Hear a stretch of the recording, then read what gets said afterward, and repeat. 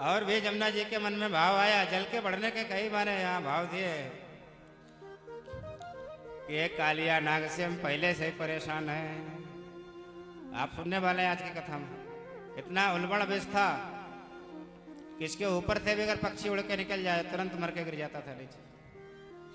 अगर जोर से वायु बहने लगे इसका जल का स्पर्श करके आसपास में जो भी पेड़ पौधे थे सबको, या कोई भी गाय आए चपेट में आ जाए सबको खत्म कर देते। इतना उलबड़ विष था इसका।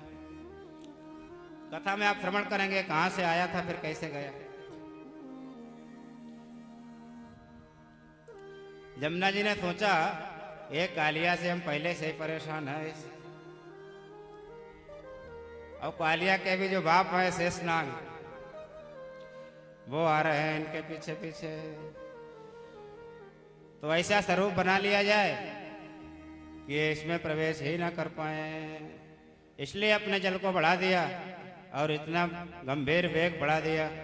और वायु के माने प्रभाव से जो है जैसे समुद्र में लहरें आती वैसे लहरें उठने लगी। इसलिए ऐसा स्वरूप अपना कर लिया।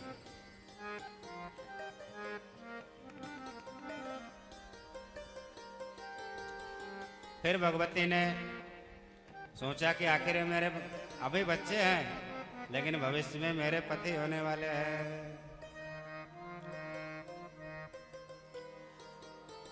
तो अब ज्यादा अपना माने एटीट्यूड नहीं दिखाना चाहिए। अब इनको स्थान दे देना चाहिए जिससे चले जाए, क्योंकि भविष्य में इन्हीं से काम पड़ने वाला है, इनसे हमारा विवाह होने वाला है। तो फिर जमुना जी ने ऐसा सोच करके मार्गम ददौ, मार्ग दे दिया। इसके भी बहुत सारे यहाँ भाव दिए गए, लेकिन अब भगवान की और भी लीला है कहने की, सभी भी भाव आएंगे अभी। लेकिन बीच में जैसे ही वसुदेव जी आए ये भी कथा कही जाती है, फिर बढ़ा दिया जल को। वसुदेव जी घबराए क्या हो गया। अभी तो एकदम कम हो गया था जल, लेकिन जैसे मैं तो बीचों बीच में आके फंस गया हूं, ना आगे जा सकता हूं ना पीछे। इतना जल कैसे एकदम बढ़ गया जमुना जी का। भगवान समझ गए यहां तक जल आ गया वसुदेव जी के। वसुदेव जी ने सोचा कि थोड़ा सा और ऊपर बढ़ा तो बस। भगवान ने सोचा कि अब ज्यादा लीला नहीं करना चाहिए। जान गए जमुना जी के भाव को, मेरा चरण छूना चाहती है। तुरंत एक चरण अपना नीचे लटका दिया। जैसे चरण का स्पर्श हुआ यमुना जल से, तुरंत फिर जमुना जी घोंटू घोंटू जल हो गए। इस तरह वसुदेव जी गोकुल में पधारे हैं। और गोकुल में नंद गोप गृह जाता। नंद गोप के घर में पहले ही भगवान की पराशक्ति महामाया का प्राकट्य हो गया था। योग माया ने यशोदा माता के गर्भ से शरीर धारण किया था पुत्री का। तो वसुदेव जी जब आए गोकुल में लेके, और भगवान को उन्होंने लाके लिटा दिया माता के बगल में, और योग माया को उठा लिया ले जाने के लिए। लेकिन एक प्रश्न होता है, जिज्ञासा होती है। वसुदेव जी आ रहे हैं और गोकुल में घुस रहे हैं, और फिर नंद भवन में भी चले जा रहे हैं, और भगवती योग माया को ले भी आ रहे हैं, और भगवान को वहाँ लिटा भी आ रहे हैं, लेकिन कोई जान क्यों नहीं पा रहा है। तो यहाँ लिखा है, और फिर जहाँ बच्चा होता है तो जननी को ये ज्ञात हो जाता है कि पुत्र है कि पुत्री है, कौन है उसकी माता को।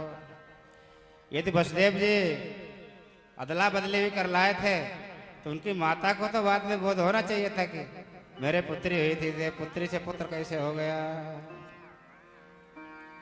ये सब जिज्ञासाएं हैं, उनका निराकरण करते हुए भगवान व्यास लिखते हैं।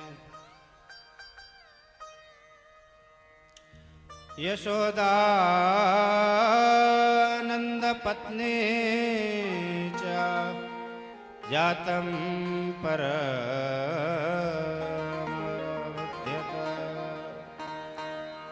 नातलिंगम परेश्रांता निद्रया पगत स्मृति।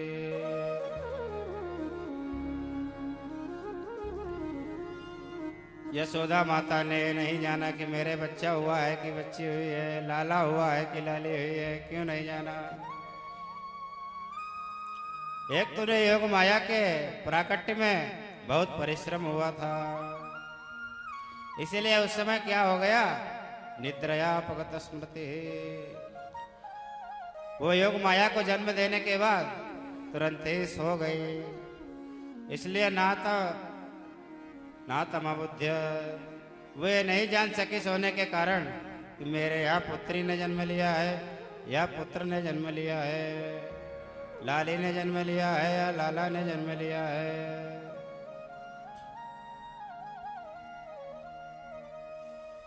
वसुदेव जी भगवान को लेके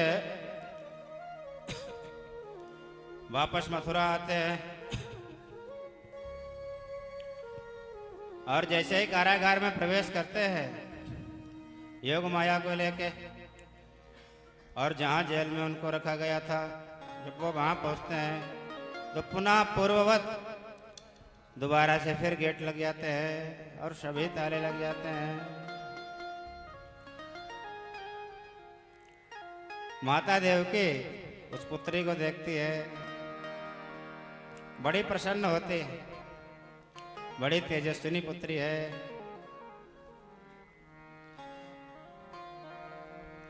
और वसुदेव जी के पुनः जैसे हथकड़ी बेड़ी पड़ी थी वैसे ही फिर पड़ जाती हैं। गोकुल शब्द का एक और भी अर्थ होता है, गवाम कुला गोकुला।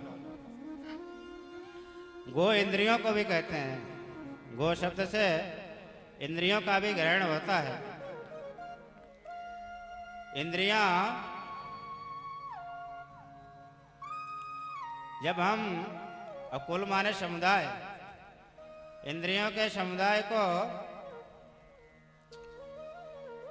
सभी इंद्रियों को जब भगवान में लगा देते हैं तब हमारे सारे बंधन कट जाते हैं। और जब इसी को हम क्या करते हैं, माया में लगा देते हैं, तब दोबारा से हम बंधन में जकड़ जाते हैं, फंस जाते हैं। जब भगवान को लेके गए थे वसुदेव जी तब तो उनके सारे बंधन खुल गए थे, लेकिन जैसे ही योग माया को लेके आ रहे हैं, माया को लेके आए तो सारे बंधनों में फिर आ गए। ये जो इंद्रियां हैं यही गो हैं, और इनका कुल ही गोकुल है। जब अपने अंतःकरण में हम भगवान को विराजित कर लेते हैं, जैसे भगवान को वसुदेव जी ने विराजित कर लिया था अपने सर में, तो सारे बंधन कट गए थे, सारी विघ्न बाधा दूर हो गई थी। ऐसे हमारी भी विघ्न बाधा दूर हो जाती है और हम सहजता से भगवान के धाम को जाते हैं। और जैसे योग माया को रखा अपने सर में, आए तो फिर बंधन में आ गए। इसी तरह संसार रूपी माया को जब हम लोग रख लेते हैं अपने अंतःकरण में तो फिर बंधन में आ जाते हैं। ऐसा भी इसका एक भाव है। जैसे योग माया ने रोना शुरू किया तुरंत सारे पहरेदार जाग गए। यहाँ शब्द प्रयोग किया है पहरेदारों के लिए। ततो बाल ध्वनिम श्रुत्वा गृहपालाः समुत्थिता। गृहपाल कुत्ते को कहते हैं। उसी तरह से जो है पहरेदार फिर सब उठ के खड़े हो गए योग माया के रदन करने पर, और दौड़ के कंस के यहाँ गए। कंस को बेचारे को आज पूरी रात नींद नहीं आई, क्योंकि उसको खबर है कि आज ही देवकी के गर्भ से 8वां गर्भ बच्चे के रूप में जन्म लेने वाला है, और यही मेरा शत्रु है। आकाशवाणी ने ऐसे ही कहा था 8वां गर्भ मारेगा। रात भर नींद नहीं आई, रात भर बैठा हुआ है कि कब खबर आएगी। जैसे पहरेदार ने बताया महाराज देवकी ने एक सुंदर कन्या को जन्म दिया है। तुरंत ही उठ के खड़ा हो गया और इसको ये भी होश नहीं है कि हम मुकुट लगा लें, राजा है, ये सब लिखा है।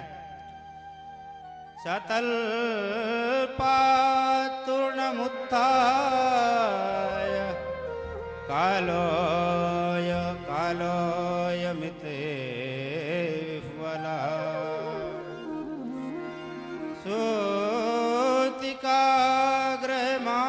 सूतिकाग्रहमागात तूर्णं प्रस्खलन मुक्तमूर्धजा। तुरंत सैया से उठा और बड़ा विह्वल हो रहा था कि कब खबर आएगी। प्रस्खलन, जब रास्ते में चला आ रहा है तो कई बार गिरते गिरते बच्चा जो है माने इसकी स्थिति है इस समय। और मुक्त मूर्धजा, मुकुट भी नहीं लगाया, बाल सब खुले हुए इधर उधर बिखरे हुए हैं। आया और देवकी से कहा मुझे कन्या दे दो। माता देवकी कहती हैं भैया आकाशवाणी तय हुई थी कि मेरा 8वां पुत्र आपको मारेगा। आप बड़े वीर हैं, आपकी वीरता का मनुष्य लोगों की तो बात ही छोड़ दीजिए, स्वर्ग में भी देवता आपकी वीरता की चर्चा करते हैं। मैं आपकी अत्यंत प्रिय बहन हूं भैया, ये पुत्र नहीं है पुत्री है, इसका वध मत करिए, इसे छोड़ दीजिए। आपने मेरे सभी पुत्रों का वध कर दिया, कम से कम इस एक पुत्री को आप बची रहने दीजिए मेरे पास।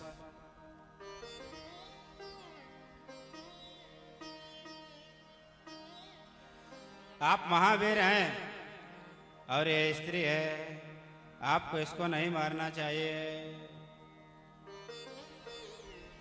मैं अत्यंत दीन हो रही हूं क्योंकि मेरे सभी पुत्रों का वध आपने कर दिया।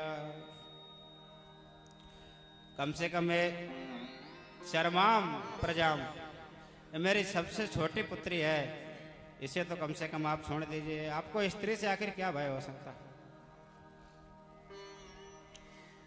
लेकिन कंस तो महादुष्ट था, झिड़क करके जो है योग माया को छीन लिया उनके हाथों से,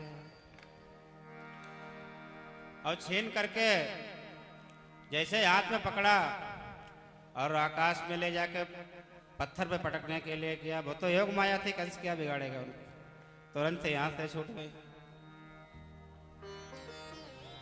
हाथ से छूटने के बाद अष्टभुजाधारी जो भगवती महामाया का स्वरूप है वही धारण कर लिया, और वह स्वरूप धारण करके कंस से कहने लगे किम मया हतया मंद जाता खलो तमांतक्रे। अरे दुष्ट, तू मुझे क्या मारेगा? तुझे मारने वाला इस संसार में पैदा हो चुका है।